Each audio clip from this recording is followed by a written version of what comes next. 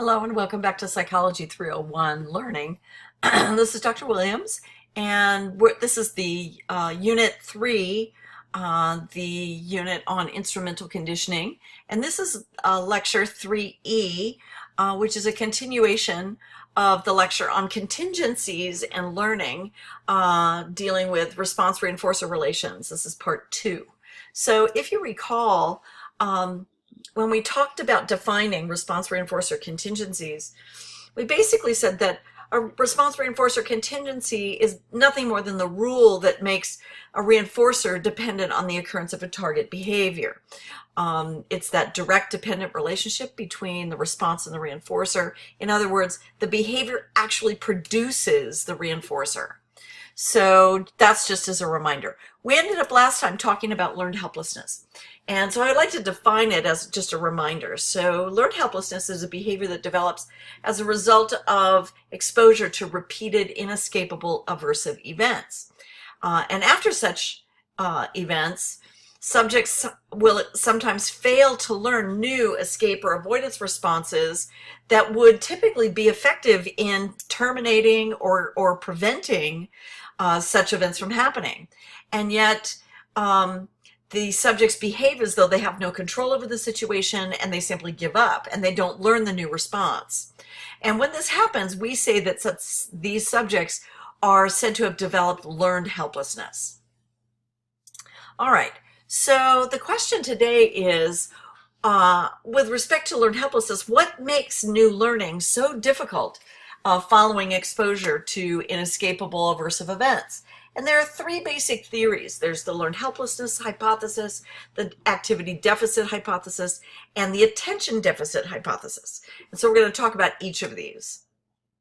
So let's talk about the learned helplessness hypothesis. And this idea simply assumes that the dogs in the study are sensitive to the lack of response reinforcer contingencies. So they put the dogs in the pre-training phase, they put them into the harness, they receive inescapable electric shock. No matter what the dogs do, they still get shocked. And so they're learning that there is no contingency operating. The learned helplessness animals learn that there's no relationship between their behavior and its consequence. So they learn that nothing they do is going to help them to escape, so they stop trying. There's a word missing. There's a letter missing here. Let me fix that. There.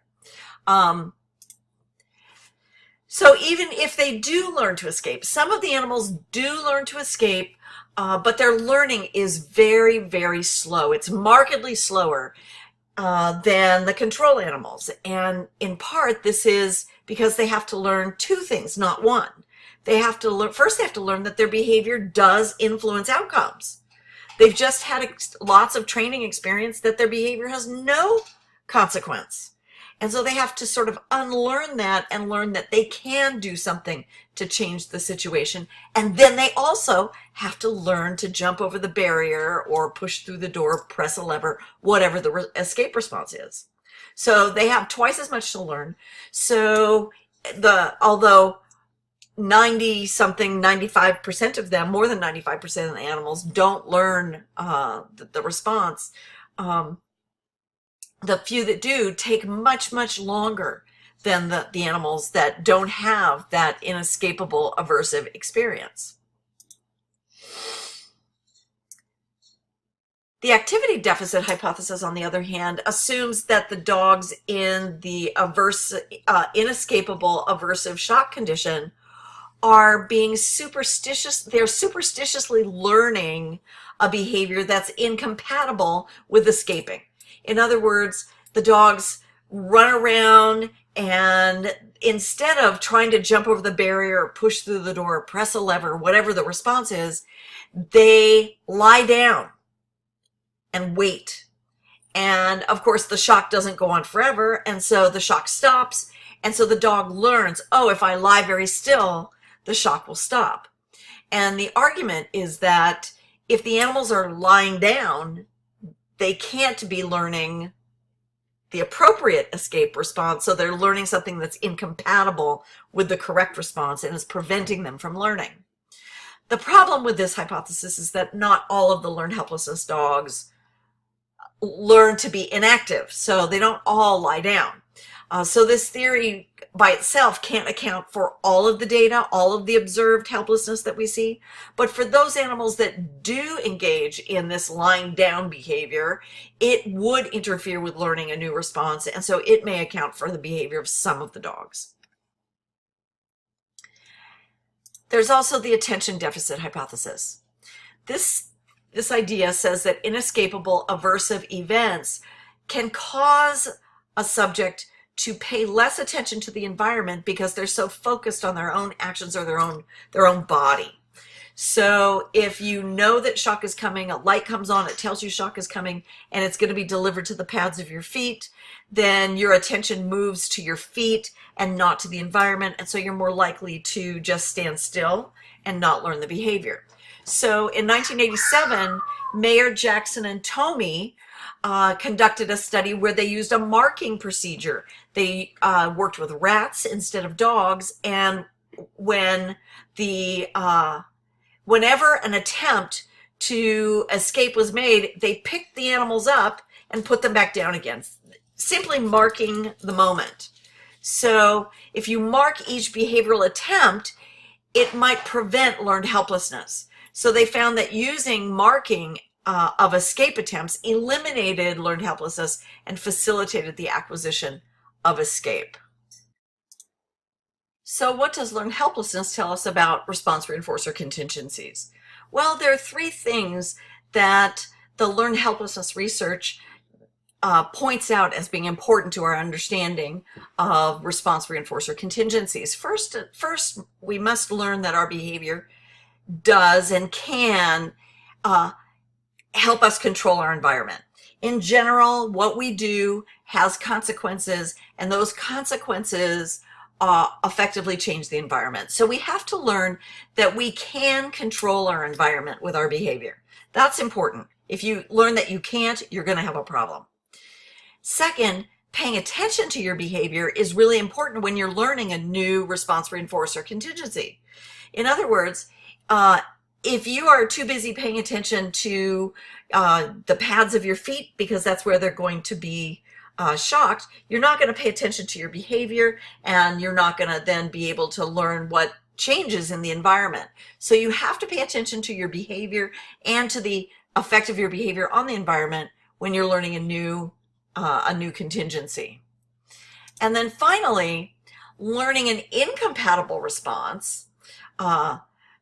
If you learn an alternative contingency that competes with the real contingency, it could slow down your learning. So clearly that isn't the only reason. There's an extra space here.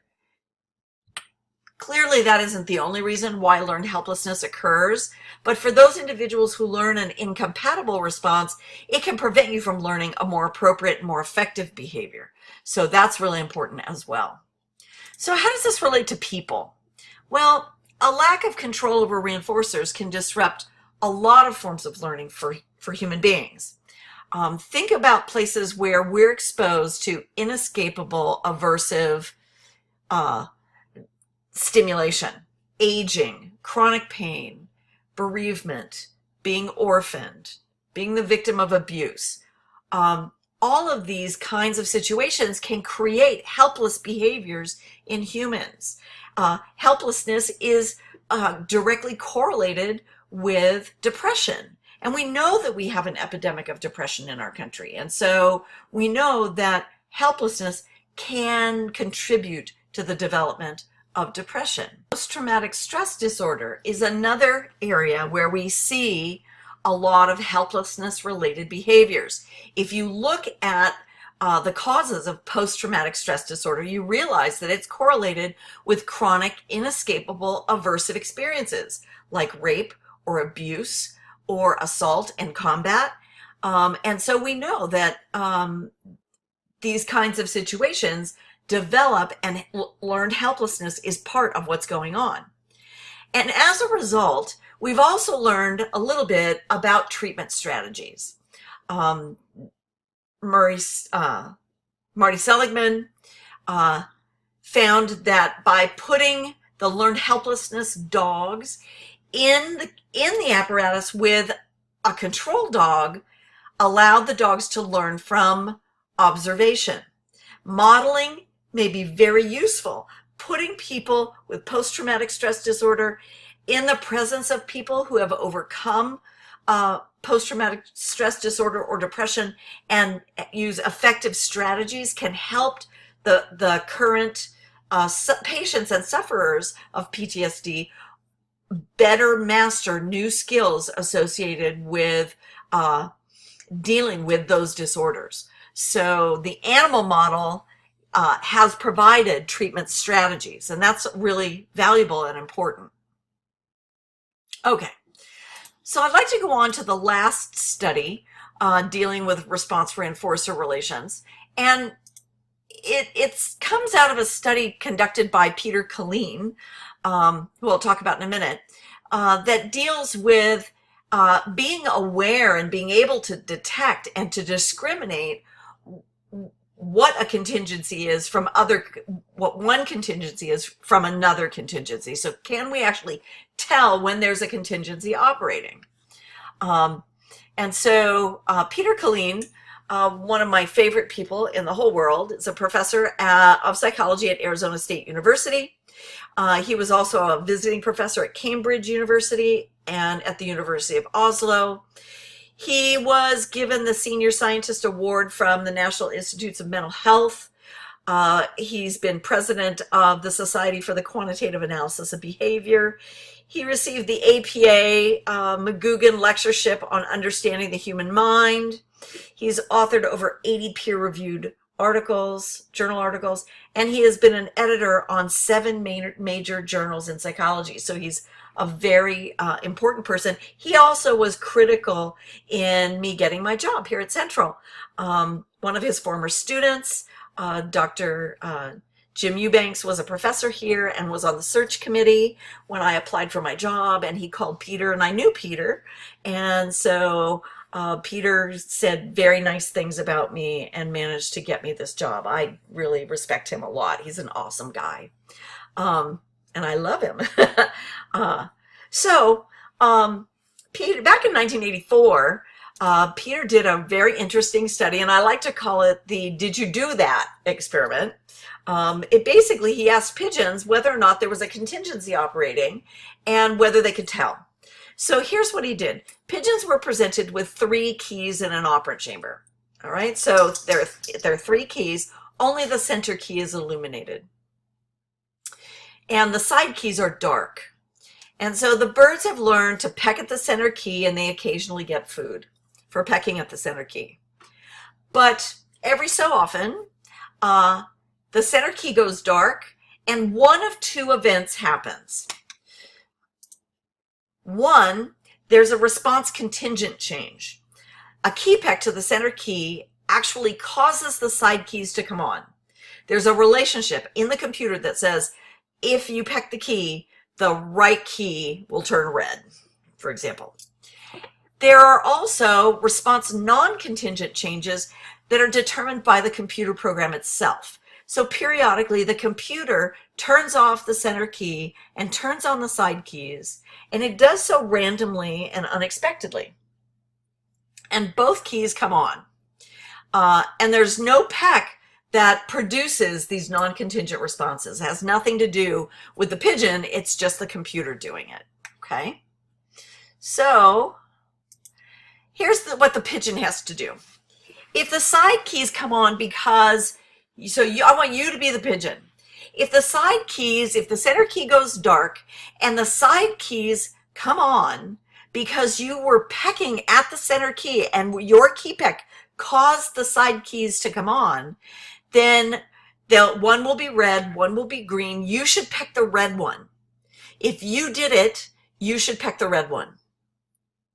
On the other hand, if you're pecking at the center key and the side keys come on and you're not responsible for the side keys coming on, in other words, if the computer did it, then you should peck the green key. And if you're right, you'll get food. So in both cases, if you get it right, you get food. If you get it wrong, it's a blackout. And about once a minute, these side keys come on. They both, the center key goes off, the side keys come on, one is red, one is green. They alternate sides, so sometimes red is on the left, sometimes red is on the right. And your job is to look at the red and green keys and determine which one is the right answer. And the right answer will, if your keypad caused the change, the red key will be the right answer. And if you did not cause the change, then the green key will be the answer. Now, I don't know about you, but when I first read this study, I was like, how can these birds do this? How is it possible to do this? I don't understand it. How would they know? If the lights are changing, how do they know if they were responsible or whether it just happened? It seemed crazy. Okay, so here are the results. And I'll tell you that the results are very interesting. First of all, the pigeons perform well above chance in both cases. So now remember that the pigeons could pick the red key every time. And because red key trials are 50%, you could get half of the food just by always picking red or by always picking green. But they don't do that. They perform well above chance on both types of trials. They perform above chance when reporting that they were responsible for the light change, and for those trials when the computer made the change. And their accuracy for hits versus errors is between 75 and 90% for the birds that were in the study, which is crazy. Let me show you what this looks like. Okay, so this graph over here on this side has the probability of a hit, which is called A prime. So the probability of getting it right, and as it goes up. So it goes 20%, 40%, 60%, 80%, okay? And here's the probability of a false alarm. And what you find is if you draw a line, a perfectly straight line from this corner to that corner, that would be 50-50, that would be guessing. If you made lots of errors, they would be down in this quadrant. Notice that very few of them are on this line at all. What you find is up here, correct, I did that. This is the I did that line. They were able to hit that I did that line at an extraordinarily high level. So this is an example of when they were actually responsible for it. The data for I wasn't responsible looks very similar to this one. So Colleen and Smith suggested that the birds are basically, so my question was, how are they doing this? And so Colleen suggests that the birds are actually using the timing between their pecking and when the light changes to tell the difference and discriminate between the two conditions. So they're looking at the asynchrony between a key peck and when the lights change. And what they found was that from the time they peck a key, so from 0 seconds, if the key light comes on within 100 milliseconds, which is almost undetectable, then the birds will, quote, claim responsibility for the key peck. They peck the red key and say, I did it. But if the delay between their key peck and the light change is more than 100 milliseconds, they pick green and basically, quote unquote, assign blame to the computer for the change. The birds are basing their decisions on a simple temporal discrimination. If the delay between my peck and the light change is 100 milliseconds or less, then pick red. If it's more than 100 milliseconds, pick green. And when they do that, it allows their accuracy to be well above chance in the 75 to 90% range.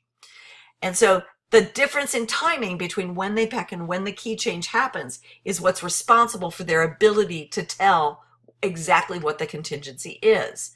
Here are the data for that, and let me show you here. So here's 50-50. This is the probability of getting a response to the right key, and so the correct key response. Here's 50-50, and what you find is that here's 100 milliseconds. This is the asynchrony of the event in milliseconds. Here is that 100 seconds, and to the right of that 100 milliseconds, look at how many of those key packs are all above the 50% line. But as soon as you get to that 100% line, the probability drops below 50%. They're now picking the other key, if you will, and responding on the other key. And so clearly it's at this point that they're making that discrimination. And they probably arrive at that through trial and error. So what does this tell us about response reinforcer contingencies? Well, the Colleen and Smith study tells us when there's a contingency that exists and an organism can detect it, it will probably respond accordingly. It will respond correctly. However, the other studies tell us quite a lot. First of all, sometimes critters can't detect a contingency. So there might be a contingency operating, but if it's not within the realm of perception of the organism, they're going to behave as though they don't know that there's a contingency there. They will behave randomly. Second, learning that there is no contingency in your behavior and its consequences can lead you to become helpless. And when that happens, new learning slows down or even stops. Sometimes contingencies compete with each other. So there might be a clear contingency operating, but if another contingency is more salient or has bigger consequences, behavior may not change the way you want it to. Just think about the punishments that happened to you when you were a kid in high school and you were getting into trouble, and your parents would say, well, you know, if you misbehave, this is your consequence. But the positive consequences of the misbehavior were more important to you than the negative consequences were scary. I certainly had that when I was growing up, and I would weigh the outcomes and choose which one I was willing to put up with. I might be willing to pay the price to get the reinforcer on the other side. When we talk about punishment later, we'll talk a lot about this. Finally, sometimes there's no overt contingency operating at all, like in the Skinner study. But accidental reinforcement can be very powerful and it can change our behavior, but it occurs as a result of contiguity alone and has nothing to do with contingency. So in conclusion, what I'd like to say is that both contiguity and contingency seem to be important. And under normal circumstances, under the circumstances under which we evolved, they work together to produce adaptive learning under most normal circumstances. It's only in the laboratory that we're able to pull these apart and create very artificial situations to determine what exactly is governing behavior. But under typical conditions, contiguity ensures that other activities do not intrude between the response and the consequence. And contingency ensures that it is the specific response that produces the reinforcer, and that the reinforcer only occurs after that specific response. Okay, I'm going to stop here and we'll pick up with lecture 3F. Have a great day.